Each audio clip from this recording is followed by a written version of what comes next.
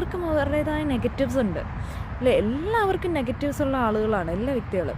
ഇപ്പോൾ ചരിത്ര പുരുഷന്മാർ ആര് വേണമെങ്കിലും എടുത്തോളൂ, അവരാരും പെർഫെക്റ്റ് അല്ല, പക്ഷേ പെർഫെക്റ്റ് ആവാൻ ശ്രമിച്ചുകൊണ്ടിരിക്കുന്ന ആൾക്കാരാണ്. പെർഫെക്റ്റ് ആവാൻ എന്നല്ല, നല്ല വ്യക്തികളാകാൻ ശ്രമിച്ചുകൊണ്ടിരിക്കുന്നതാണ്. അതുകൊണ്ടാണല്ലോ, അല്ലെങ്കിൽ ആ കാരണം കൊണ്ടാണ് അവരൊക്കെ ചരിത്രത്തിൽ ഇടം നേടിയത്.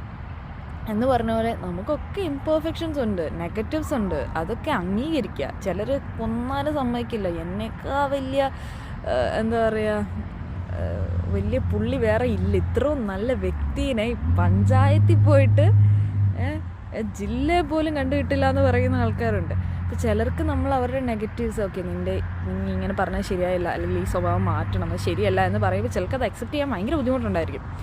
ഓക്കെ, അപ്പോൾ അക്സെപ്റ്റ് ചെയ്യുക എന്ന് പറയുന്നത് ഒന്നാമത്തെ കാര്യം. ഓക്കെ, എനിക്ക് എൻ്റേതായിട്ടുള്ള നെഗറ്റീവ്സ് ഉണ്ട്, അത് ഞാൻ അംഗീകരിക്കുന്നു എന്നുള്ളത് ആദ്യത്തെ ഘട്ടം.